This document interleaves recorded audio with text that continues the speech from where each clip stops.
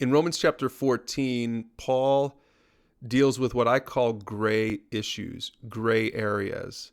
He says this in verse 1: accept other believers who are weak in faith and don't argue with them about what they think is right or wrong.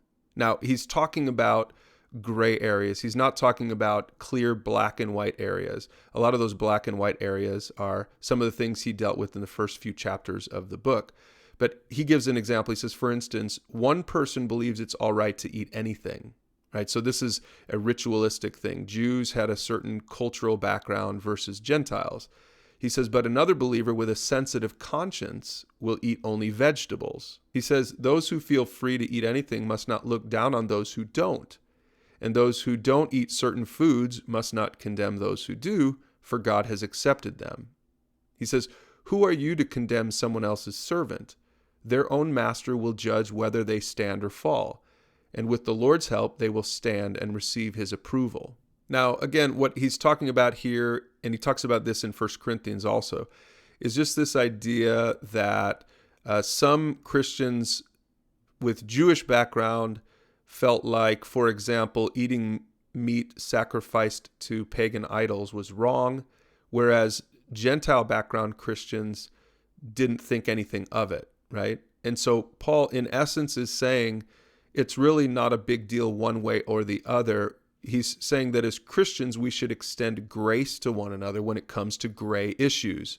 Now, I'll put some links below for more on legalism and for more on understanding what's on your sin list. In fact, I'll put a link below on Christians drinking alcohol, because this is kind of a gray area for many Christians today. Some Christians grew up believing that having a glass of wine is wrong. Some Christians think it's no big deal at all. Now, of course, drunkenness is wrong, but having a drink is kind of a gray area. So I'll put some more on that below if you want to see a modern day example of this issue in Romans 14.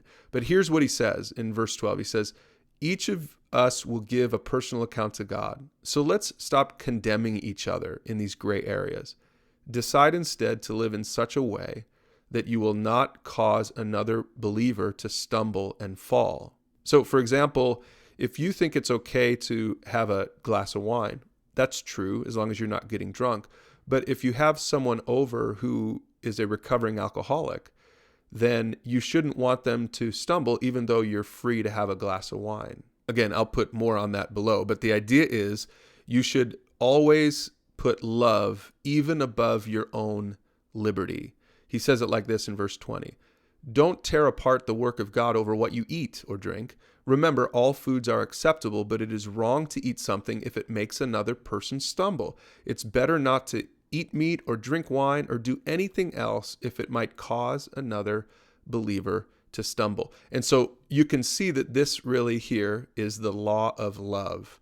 Do everything out of love, right? He talked about that in the last chapter, and this is a practical example of that.